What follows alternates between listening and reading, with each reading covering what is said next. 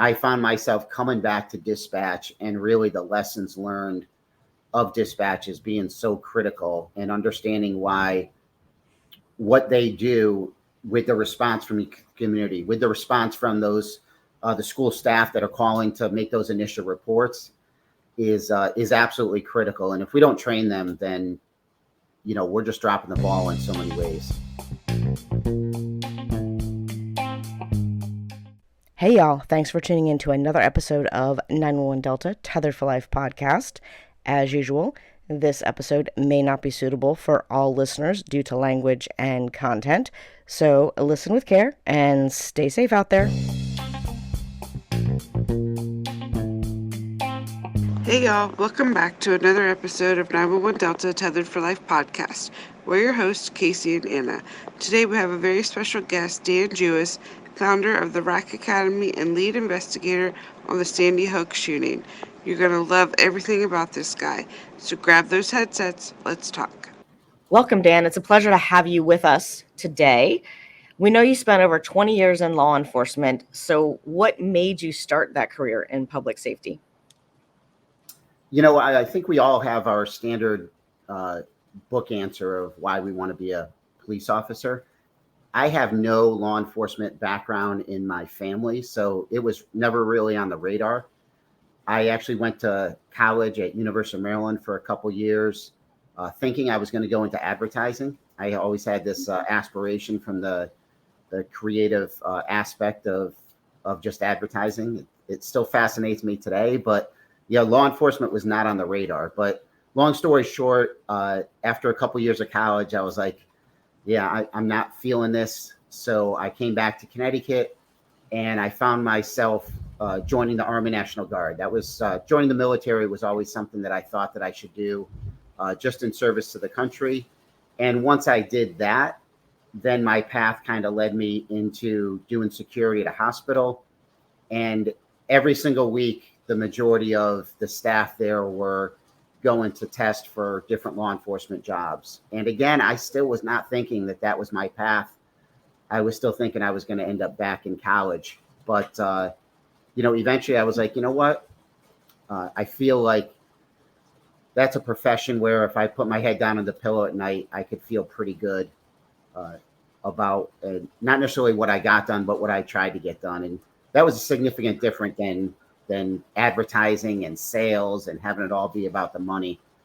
Right. So I found myself taking a few tests, and the next thing you know, I got on with the Connecticut State Police.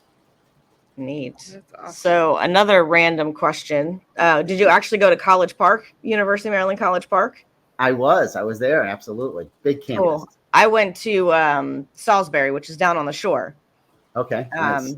But there's an Eastern Shore campus. And I just, hearing your accent brings me back because we had so many. Salisbury is a huge lacrosse school.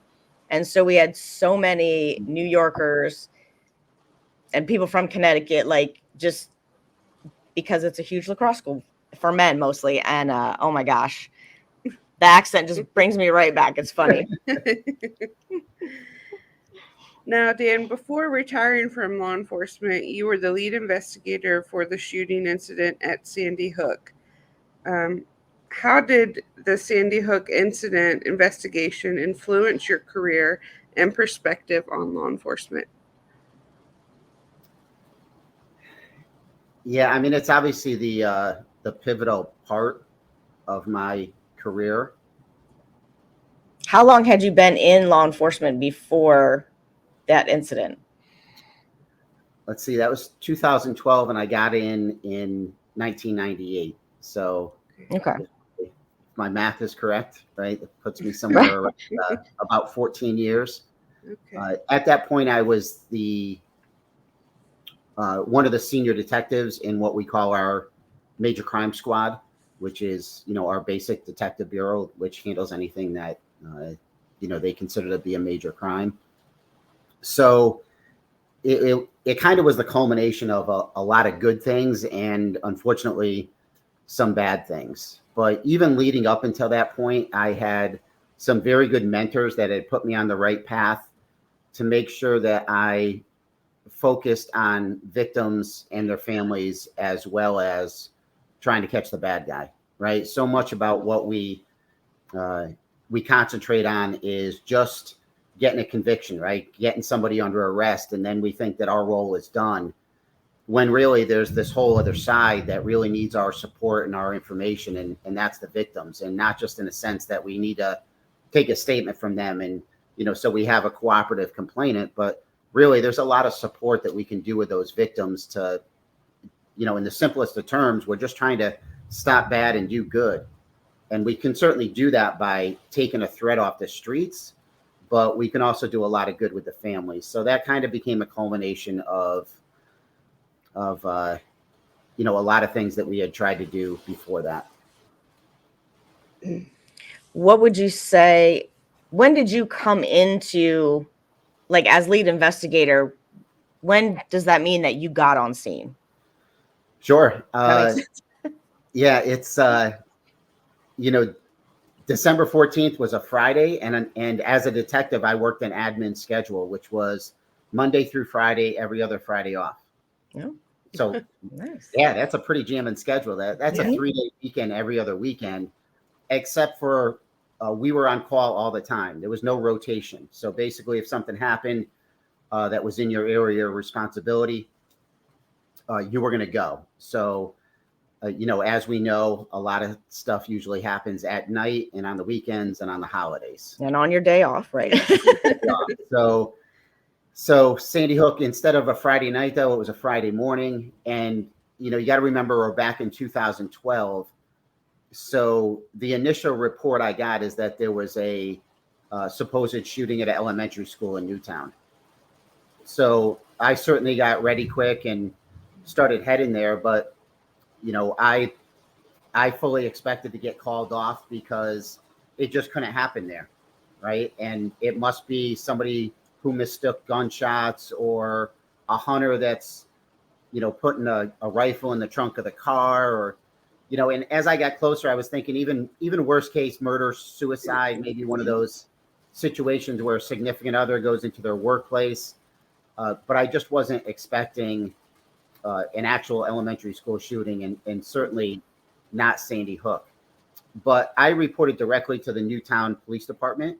By that time, many of our team had already gathered up there, and there was already now hundreds and hundreds of first officers from a number of different departments already on scene, doing everything that they needed to do to stop the threat and save lives. So early on, even at this time, we had a pretty good confirmation that. So we know whether it was real or not. We knew we had a huge response to kind of manage. And this is what we do in major crime. So we went into our command post operations, and we just started, running those operations. Initially, my timelines are very gray about that. But initially, we are told that there are 2 as far as fatalities. And that was significant to us to have a school shooting back then with 2 fatalities. And then it was pretty soon afterwards that we were told that it was a lot worse. And eventually the number went from 2 to 26. And, we knew that we were in a whole different place. One thing that happens so often with these mass incidents is there's so many other things that are going on which the public is not aware of. Right. So we, through his car, we were able to identify at least, a likely shooter's name and address. So officers went over there, and pretty quickly they were able to determine that we had another homicide scene there because he had killed his mother. We were worried about that house being booby-trapped. There was then other threats that were coming into the community. There was idiots that were calling around saying that they were the killer and they were going to go kill people. There was bomb threats. There was other reported sightings. So because of that, even though there was obviously this enormous scene at the school, there was actually a lot of other stuff for us to manage, especially because we didn't know if it was one shooter or not. There was a lot of things that made us think it was multiple. So there was a lot from a command post operation to really run into that. And so even when we got to the investigative side of things, I didn't go to the actual school until a week later.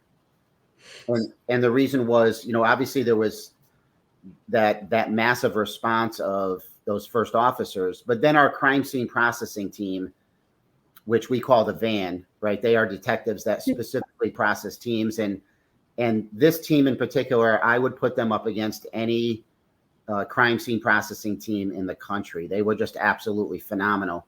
So they were on scene doing everything that they had to do and giving us briefings every single day with that information. So there was a lot that we needed to do, with still protecting the community and continuing our investigation.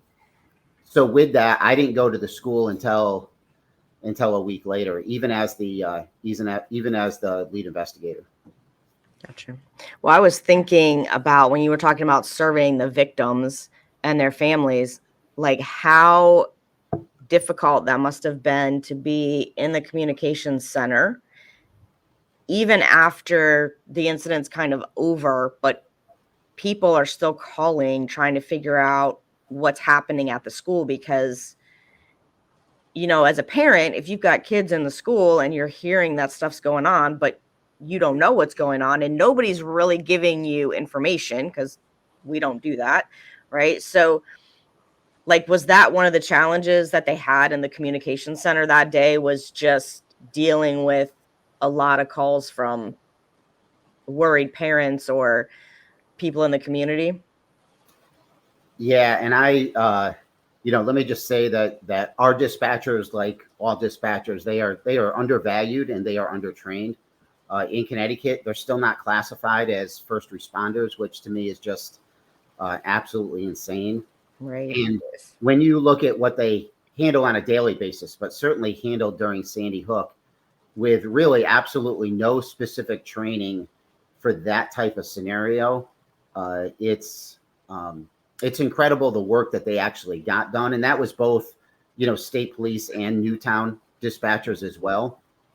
But there's obviously a lot of improvement that can happen because they literally were winging it, or they were going off of policies and procedures and habits from a number of other calls. But unfortunately, maybe they're not the best procedures for these calls. So, eventually when I started going out and doing talks and getting into some specific training, I found myself coming back to dispatch and really the lessons learned of dispatch is being so critical, and understanding why what they do with the response from the community, with the response from those the school staff that are calling to make those initial reports is absolutely critical. And if we don't train them, then we're just dropping the ball in so many ways. Right. And so now that's kind of your mission with the RAK Academy, right? It is. So RAK is RAK, and it stands for Response to Active Killers. So, as happens in with any major incident or investigation, conferences ask you to come out and talk about those incidents. And I'm always been a big believer in doing after action reviews and pulling lessons learned. I did 20 years in the Army National Guard, so that's just kind of the culture that I come from. So I knew it was something that we needed to do. And I had also sat through presentations of other, significant events, and sometimes been disappointed because I sit there for 4 hours and listen to somebody show a lot of photos and tell every detail about an incident, but not really have a long conversation about how this pertains to you and how you're going to go do your job better. Right. And so I know their story better, but I'm never going to have to investigate, O.J. Simpson or JonBenet Ramsey. Right. Like tell me, but then tell me what to do with that afterwards. So as I started doing more of these talks and then getting into specific training, I broke down this active killer response. And I use active killer instead of active shooter because they're not always using a gun. Right. And so I broke it down into specific training because, it's okay for a conference to have many different functions of our profession sitting there listening to things. But we're way too busy to pay for training and only have, 10% of it apply specifically to what you're doing. So the RAK series is a whole bunch of different individual trainings. The DRAC, the dispatch portion of it, is dispatch response to active killer. And that's a 2-day extremely deep dive into dispatch and scenario-based training so that we actually give dispatchers reps on how to handle, everything associated with these types of calls so that we can save lives. And, I have that same thing from PRAC on the police side, IRAC, the investigator side, that's investigative specific, CRAC, which is the civilian side of response to active killers and what they can do. But, I would say my favorite and my most popular course is that 2-day dispatch response to active killers, because they're so valuable and because they just don't get that specific training, unfortunately. We don't. I wish we had that when we were dispatching still. Right. We had a course in basically how law enforcement was going to handle the active shooter, right? Like, we got that course and it's like, okay, that's cool. But, which, I mean, it's helpful when you're the person on the radio for sure to know what to expect.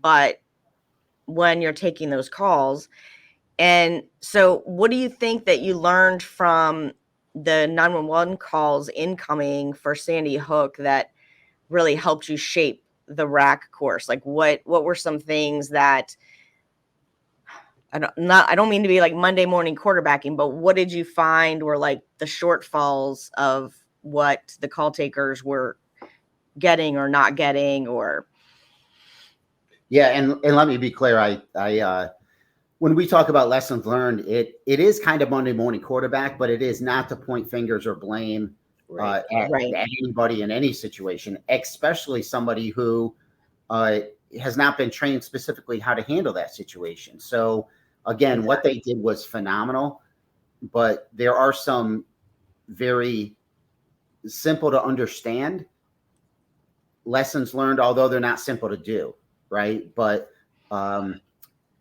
I like to focus on a couple of things. One, something that we can actually do tomorrow. So it's great to have these wish lists and think about, man, if we just quadrupled the size of our dispatch center and we had all this special equipment, like, we could be a lot better. And that's great, but it's not coming, or it's not coming soon. Yeah. So what can we actually do today? What can we talk about and what can we rehearse so that tomorrow, when you go back to work, you're better, right? So I try to focus on things that are simple to do, simple to understand, even if they're not simple to do, and then things that are going to really make the biggest difference. And the biggest difference in this situation is obviously saving lives.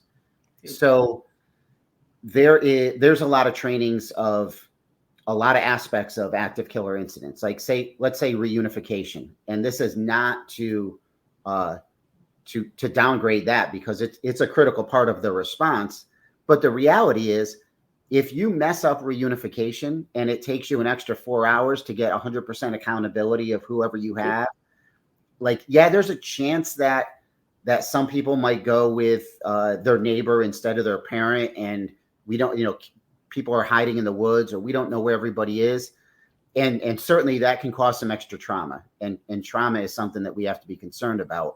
But generally, we're not going to lose any lives because of that. Right.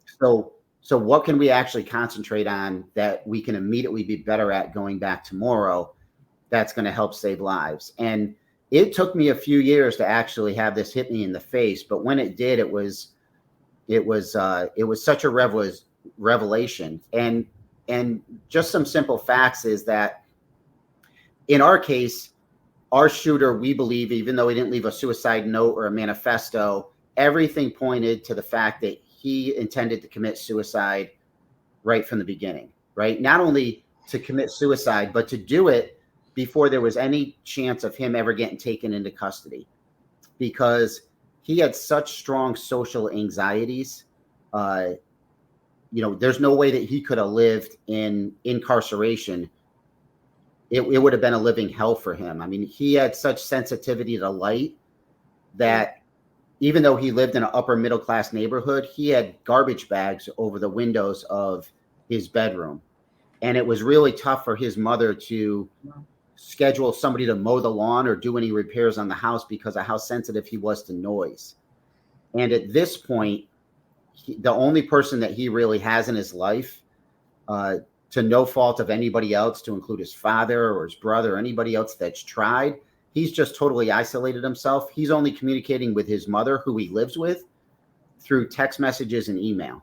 So this is a person that especially because he killed his mother, he certainly can't escape and go live on his own.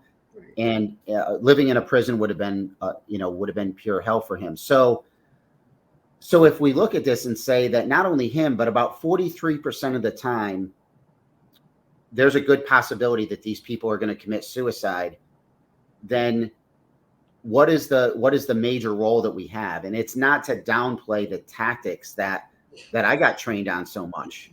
But if 43% of the time those tactics never come into play, it's just the presence alone that causes them to flee or barricade or start shooting at the officers or commit suicide, then why don't we talk more about how we get them on scene quicker? And that has nothing to do with my hallway movements and my room entries. And I'm not saying those things are not important, but that's where the vast majority of our training goes to in law enforcement as a whole. And we're missing all these seconds. I have this concept of shaving seconds to save lives. And this is where we need to start with. So when we look specifically at Sandy Hook, we know that Newtown officers get on scene in about 3.5 minutes. We know that it's fairly soon afterwards that he commits suicide, and unfortunately, he takes 26 lives. But simple math would tell us, what if we just got them on scene a few seconds quicker? He then commits suicide quicker, and there's less rifle shots, and we're not at 26. Right. So if we want to save lives, let's really focus on what can actually save lives by what the data tells us. And how do we get people on scene quicker? Well, we train the people that are making the 911 calls how to do it and what's most important. We certainly train the people that are taking those calls what information is so critical, and then how to dispatch as quickly as possible. And then, yes, we have to train our officers to be able to respond as quick as possible. But that is not what we usually do in training. So, there's nowhere in the Sandy Hook response where I can say, if we did one thing different, we would have gotten there 2 minutes earlier. Yeah. But out of that 3.5 minutes, there are so many things that we could have done.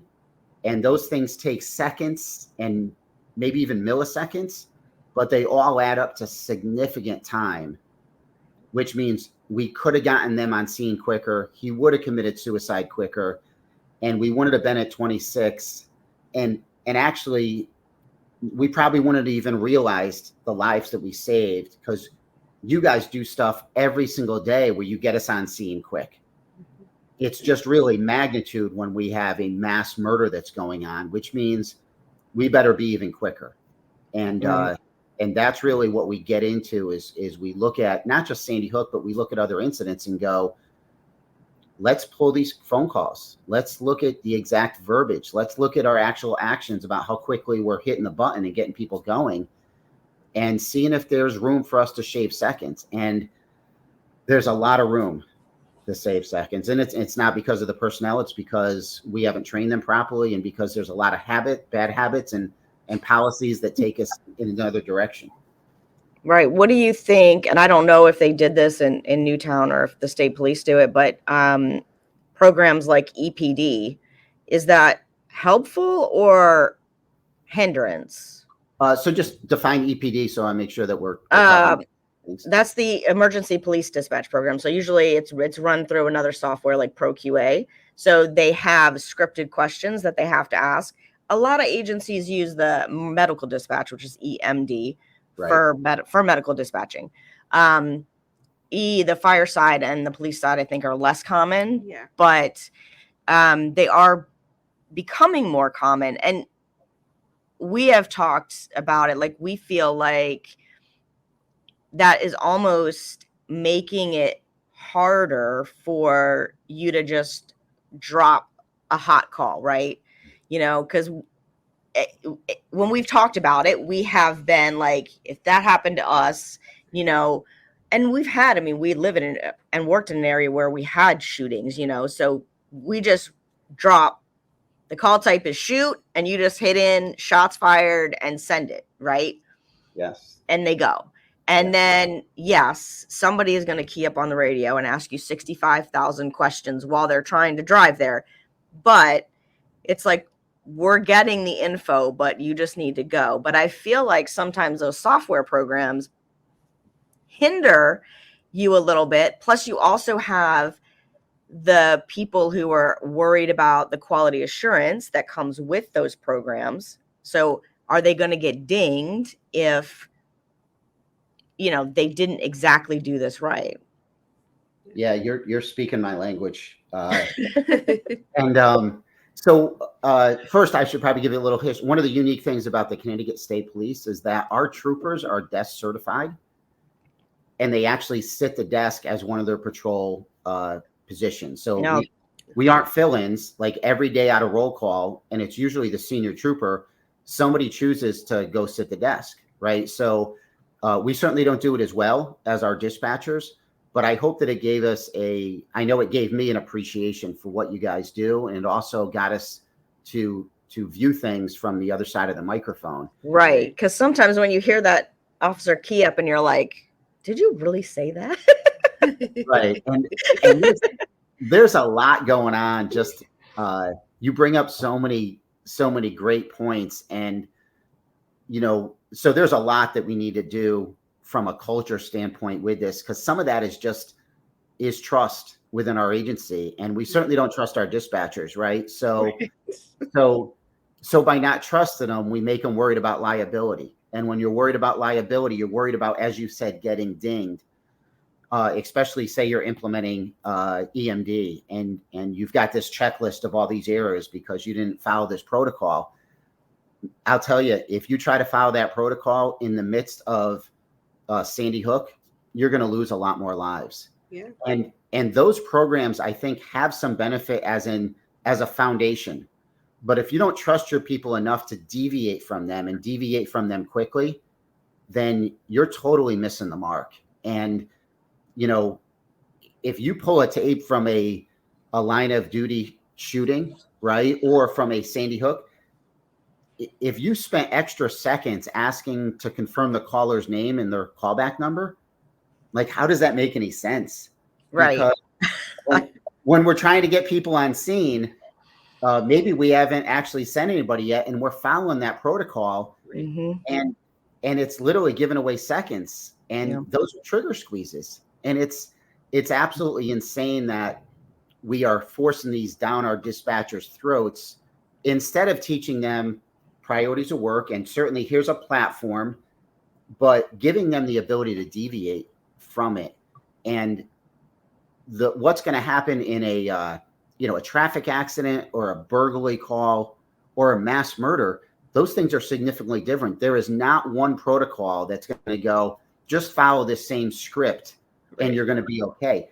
I see it from the school safety side, right? Because they teach a script for students getting in a fight, or some kid having a seizure, or somebody pulling the fire alarm, and they try and put their mass murder into that same script, and it doesn't fit. It's such a unique situation. It needs to stand alone. And a lot of those platforms are unfortunately really missing the mark.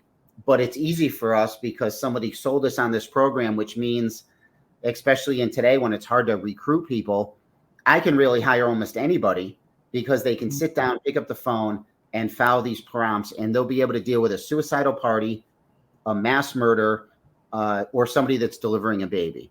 And it's just, it should be a guide. It should be an aid. But when you cram it down your people's throats, you're totally missing the mark. That is speaking my language for sure, because, and I know when we did not use EPD, but we used EMD and EFD, and the fire department didn't even allow in the beginning for there to be a workaround.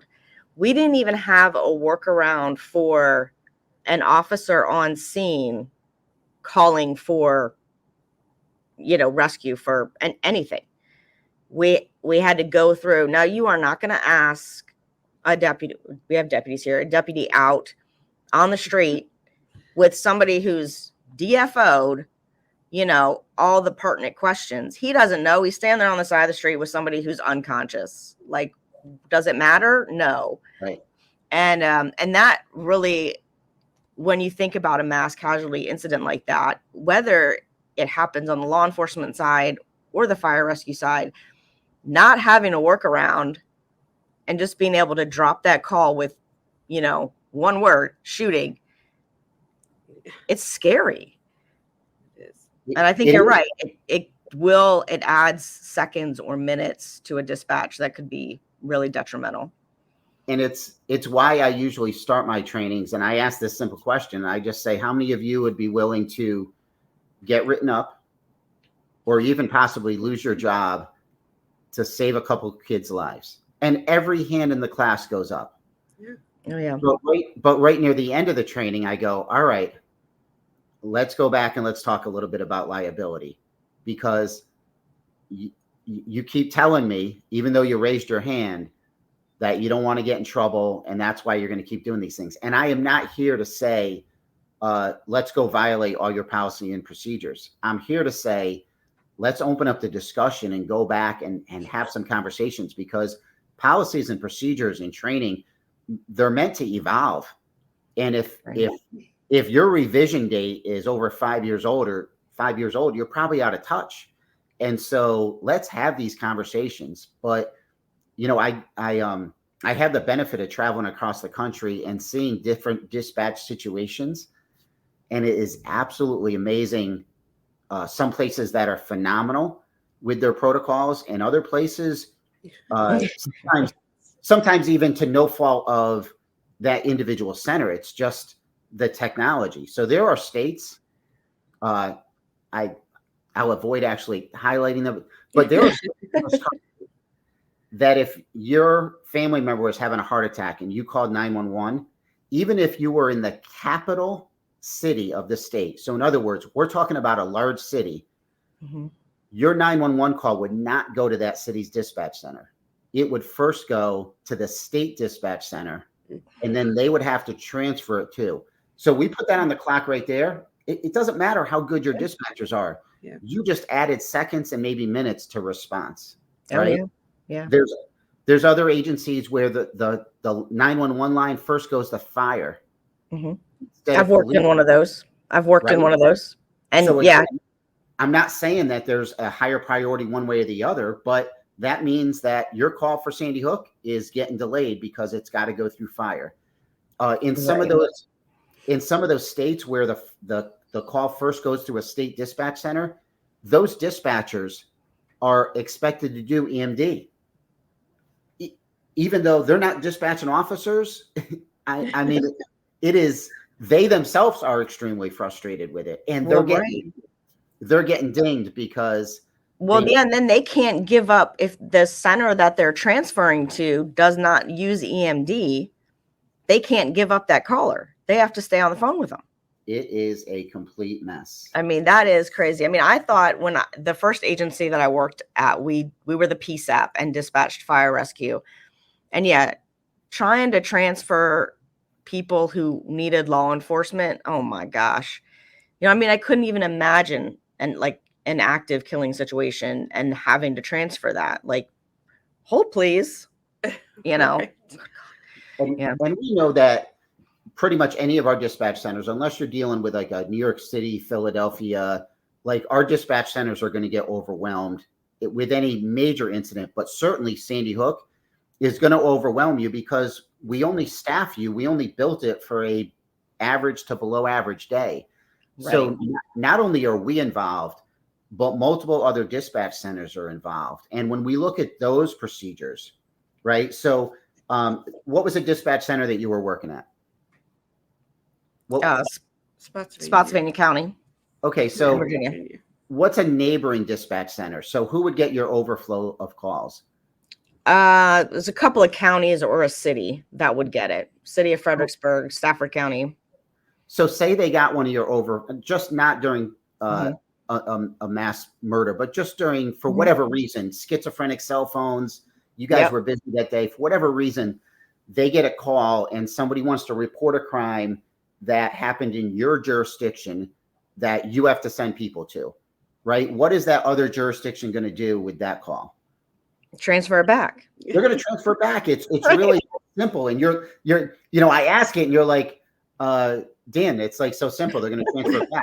And I'm like, you're right. And guess what? That's what you do when you worked for 20 years. Every single time somebody called and said, this is going on in a jurisdiction that is not yours, you go, oh, don't worry about it. I'm going to transfer you. Matter of fact, you transferred as quick as possible to get it off your plate.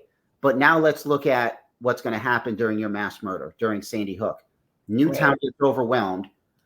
Within 4 seconds, calls were bouncing to our state police centralized dispatch. And when they picked up the call and a caller said, oh my God, there's a shooting at an elementary school in Newtown, guess what they did? They transferred it. They transferred it back to the same dispatch center that couldn't handle it the first time the call went there. Right. Like, Right. if you're looking for a model in efficiency, this is Right. not it. No, And- we had that happen with, it was actually a storm system that came through. And we actually started getting calls from a jurisdiction that's probably 60 miles. It's like an hour and a half. So I'm going to say roughly 60, 70 miles away. And as soon as we started getting their calls, and of course, these people are panicked and they're talking about trees being down and power lines. And we're like, well, there's nothing happening. What are you like? And then we're finally getting, and they're giving us these location names we don't know. And it's like, and finally, what county are you in? What city? Well, I'm in Winchester. You're in where? And then our board's just lighting up with all these calls from Winchester. And we're like, okay, well, we know that if we try to transfer them back, they're not going to get them. Right. So now you're like, okay, well, now what do we do? Because you really can't. Right. And we just ended up, we started writing down information. And because then what happened was the storm system got to us. And then the same thing happened, right? And so now we're inundated, but we just started writing down, everybody on scrap paper, just addresses, names, phone numbers, locations, as long as it wasn't something that was life-threatening, right? If they were just trees or whatever, and passed it on to them later. But I mean, it was a big to-do because we had 2 fires, we had all kinds of things going on at right after that happened. I would say it was like a 2-minute lag between getting all those calls and then the thunder starting here. And it was like, oh crap. So yeah, that is a bad situation. So what we do is, through this type of analysis and these conversations, we set some time standards, and they are extremely fair. Although if you just walked into a dispatch center, they wouldn't be anywhere close to them. But we then bring that in on the second day into our scenario-based training. And every dispatcher sits in a mock dispatch station, and they receive some routine calls to kind of get themselves in a flow. And then they receive active killer calls, and they have to do what we have already said and agreed is the top priorities for us. For instance, they have to dispatch officers in less than 5 seconds, right? Which is pretty quick. It's not the actual action of dispatching is not difficult, Right. But the stress, which is more than you've ever felt before, and the amount of other things that are going on, we just want to make sure that we build good habits to actually get that out. And then we get into, how to handle all these subsequent calls. How do you handle, as you said, maybe calls from family members, right? Because they're calling you panicking. And if you have not thought about how you should properly handle a phone call from a panicked mother who is driving 100 miles an hour to her kid's school because she believes that they're being murdered right now, if you haven't actually planned for how to handle that, then the chances are you're not going to be very good at it, right? Yeah. So this is kind of what we talk to, and then we end up practicing, because those are real life situations. We know that that's going to happen. Absolutely. Yeah. Now, can you share any personal reflections on the lasting impact of the Sandy Hook tragedy on the community and beyond? Yeah, so one, I'm extremely thankful for one of my early decisions, which was to not go to the school until a week later, right? And that is not a normal habit, right? The normal habit is you're the lead investigator, go get on scene and see what's going on. But one, we had a lot of other stuff, but also fairly early. And when I say early, I mean maybe 4 hours or so. We were pretty confident that we were dealing with one shooter and that he was already down, which I knew immediately in my mind that this case became a documentation type case instead of a prosecution case. And that means my responsibility, it wasn't lesser, it was just different. Whereas if, I've testified in homicide cases where I was involved and I had to know my stuff inside and out. And if this case was going to go to court, where we were going to try and take somebody off the streets and take away their freedom, I would have had to go on and get on scene, right? But because that wasn't the case, the little bit that I knew about trauma at that time said, there's no reason to go experience that. Right. And not only that, when I went through and did a walkthrough a week later, it was still the most horrific scene that I've ever experienced. And I was thankful that I didn't go and have to experience which unfortunately so many of my colleagues had to, because they had to get there and try and stop the threat and save lives and process the scene. And I feel for them. But, one of my big lessons learned is there are times in your career where you really need to pause and think whether you really have a duty to expose yourself to this. And there are a number of things that we have to expose ourselves to. But I also know that we are storytellers and we love to show photos and videos. And people will walk into your dispatch center and they'll be like, let me tell you what.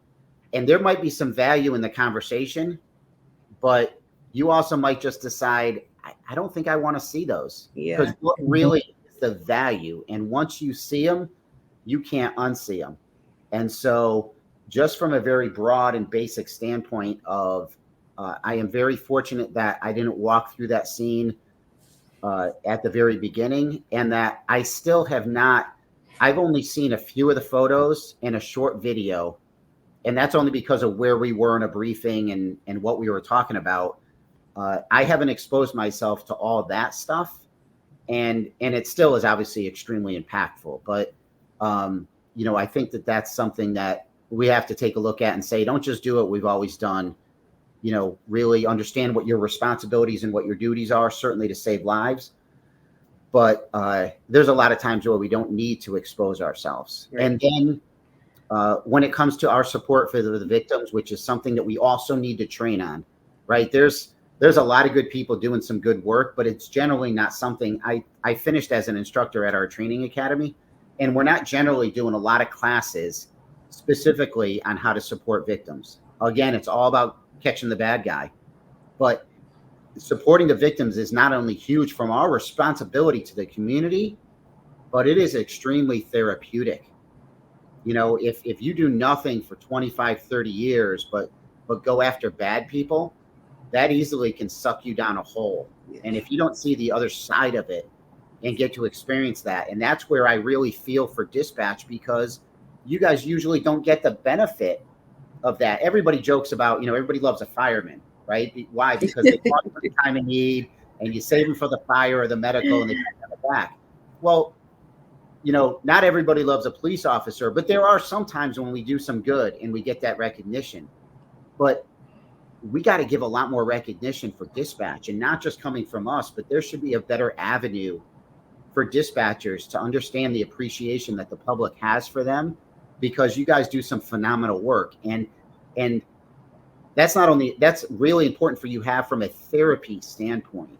Right. And there are times that we can find in our job, and we can certainly talk about changing policy and procedure and agency-wide organizational plans, but let's also just talk about what individually we can do to understand that appreciation. And that's not because we're focused on patting ourselves on the back, or we want nothing but awards, but it's really critical that we stay healthy as long as possible, not only so we can continue to do this job as well as we can, but so that we go home to our families as healthy as possible. And dispatchers are not getting that. So, one of my big takeaways is just continuing to focus on victims and really understanding what is the true good that we're trying to do, because that's absolutely critical for the community, but it's also critical for us. That's perfect. Yeah. I think so. Do you think that they got the dispatchers in the Sandy Hook incident? Did they get some of that? Was that provided? I think when I hear about other situations, I think that our dispatchers are appreciated more than is average across the country. However, no, they definitely did not get the appreciation, or the appreciation and the recognition did not come until much later, which means by that time, they've gone through a lot of difficult things, and we're still in a tough place, right? There's a lot with recognition about how timely it has to be. Mm-hmm. And again, it's not because, it's not because we're all expecting to have these awards or this big pat after everything. Right. But when we're talking about something like this, like timeliness for that is really huge. But the only way that's going to matter is if I have a relationship with you, and I can't have a relationship with you if I don't trust you. And unfortunately, we work in a low trust environment. Like we don't do a good enough job at building up relationships between dispatch and our officers and our managers. And that takes a lot of work, and it's something that we need to do. So I also do some leadership and team building. I was actually doing that before Sandy Hook. So I was doing that as my main focus before I ever got into doing active killer type training. And so a lot of that is just building that foundation of your organization, because you never know when your day is going to come. And so you better build that now. You better build that trust and those relationships now. And we can't forget about dispatch. I think that's great, because I think, when you're talking about law enforcement and dispatchers, and like, we're all sort of skeptical people anyway, right? Like, that's part of the job, is to not trust implicitly. So it's like you're putting those people together and then expecting them to, have great relationships. And it's kind of funny not to hear you say it like that. I'm like, yeah, that is a great way to look at it, and look at team building on that side of the. And we've had some platoons, some sergeants that were very good about that. Sure. And some that weren't. But yeah, I know the ones that were great about it, we had a great time. And, whenever the shit hit the fan, they would come in and at least be like thankful. Yeah. We're so glad you guys were here when that happened, Yeah. So and that makes a big difference, even if it's not the public, even if it's just the boots on the street coming in and saying, hey, thanks. That means a lot.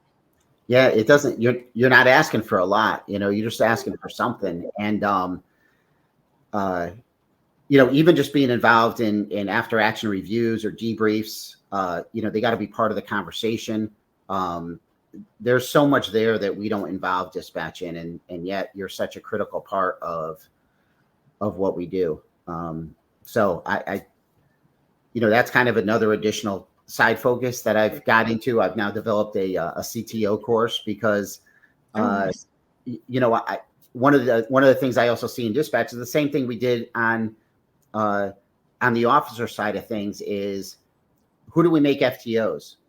Whoever is good officer, right? Because we go, hey, they were good at being a good officer. They were a good officer. Why not let them be an FTO or become a sergeant? And right. And certainly being pretty good is certainly a standard that has to be reached. However, that doesn't automatically make you a good supervisor or a good instructor. Right. And we make the mistake of putting some people that, or when we do it, we don't train them properly, right? So even as CTOs, when I ask for what the background is, right? Because I went through a lot of certifications to be an instructor in the military and in law enforcement, and I learned a lot. Like I was doing a lot of things wrong before I went through some of these certifications. And when we just throw people in positions because they are well-intentioned, they have a good heart, and because they're good at what they do, but we don't actually teach them the science behind, adult learning, then we allow them to unfortunately have some type of negative effect on our people. So that was kind of the reason for designing that course.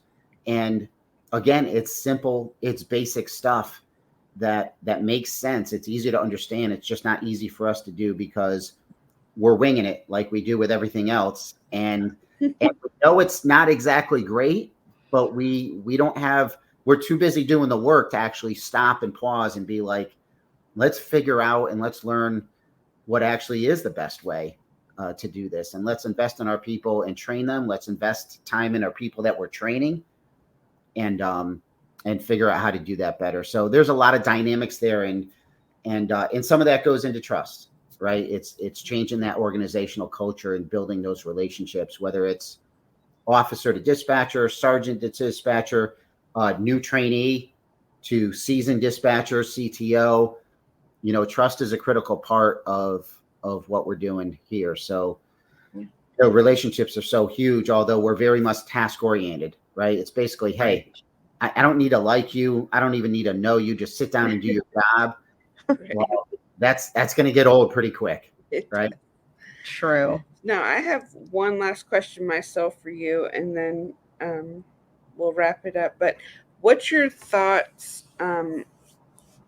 or message to those dispatchers, law enforcement officers, citizens that still have that mindset, oh, it won't happen here? Yeah, well, my first inclination is to go back to the data, right? I'm a big data person. Yeah. And there's been some recent studies that really talk about where it is more likely to happen. Not only Sandy Hook, but even just officer-involved shootings. Right. It is the small towns that actually we're starting to see a lot more of this in. So it's not only going to happen where you're at. One of my friends has a great signature line, and it's, you don't get to choose the day chooses you. Yeah.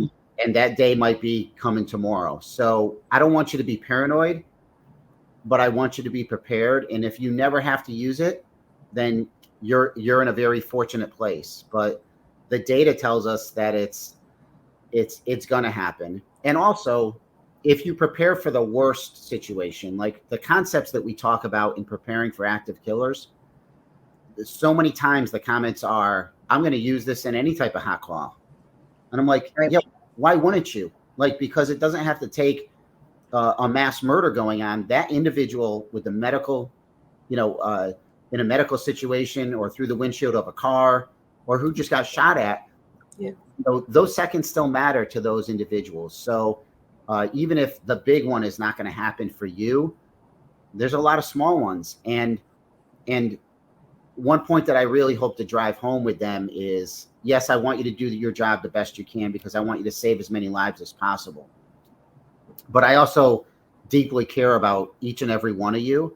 And what I really want you to do is, if the opportunity ever comes for you to save a life, that you're able to go home and put your head on the pillow at night, and no guarantees that you saved that life, but that you did everything you could to save that life. Because if not, if the answer is no, if you're not absolutely confident that you put a huge effort forward, regardless of what your policy and procedures are, or your lack of training, or how you don't appreciate dispatchers, none of that is going to make it easier for you to live with the fact that you know that you could have done better. And that's why we really have to try and be as good as possible at our jobs, is because it's about our own mental health as well.